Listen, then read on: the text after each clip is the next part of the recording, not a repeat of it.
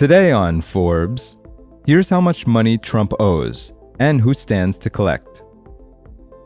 Donald Trump likes to downplay the amount of money he owes. Earlier this year, he said, quote, "I've got very low debt on buildings, like this building." He was standing in the lobby of 40 Wall Street, a property that appears to be underwater because of its $118 million mortgage, just one liability in a portfolio with $1.8 billion of them. Trump reworked his balance sheet after leaving the White House, paying off more than a half dozen loans.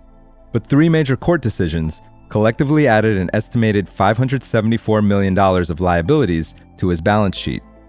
He holds roughly $410 million of cash and more than $9 billion of other assets, including almost $6 billion worth of shares in his very volatile social media venture, which he could theoretically liquidate to pay off creditors.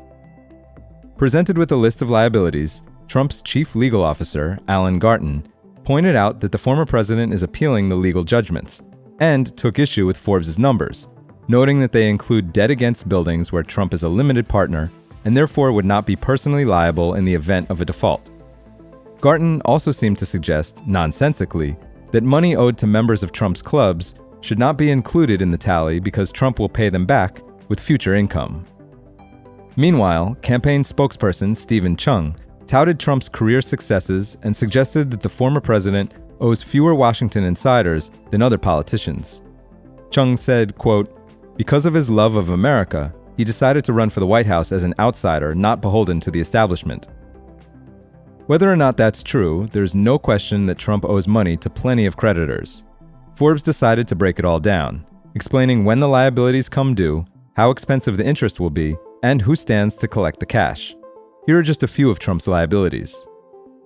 First, his business litigation in the amount of $482 million owed to the New York Attorney General. The largest liability on Trump's balance sheet is also its biggest question mark. A judge ordered the former president to pay $454 million after the New York Attorney General sued Trump for lying about his net worth. Trump is appealing the decision, with big money on the line. While the litigation moves through the courts, interest accrues at a rate of 9% a year, adding more than $3 million a month to Trump's liabilities. If Trump wins the appeal, though, he could save hundreds of millions of dollars.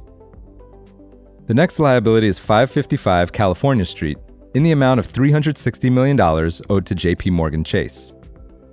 The former president and his partner, publicly traded Vornado Realty Trust, refinanced their three-building complex in San Francisco shortly after Trump left office, replacing a $533 million loan with a $1.2 billion one.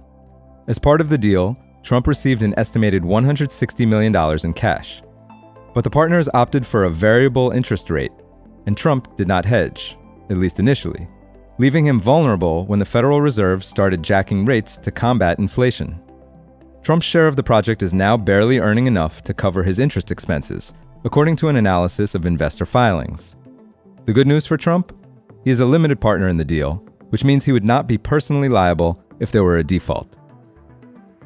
Another liability is 1290 Avenue of the Americas in the amount of $285 million owed to JP Morgan Chase, Bank of Montreal, and Citigroup.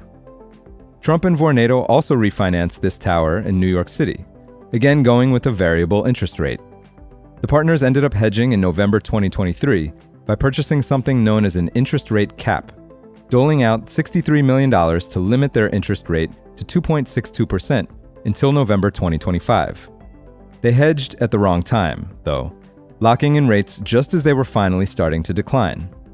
As a limited partner, Trump does not control the day-to-day operations of the project and has less downside if things devolve. For full coverage and to see the whole list of Trump's debt liabilities, check out Dan Alexander's piece on Forbes.com. This is Kieran Meadows from Forbes. Thanks for tuning in.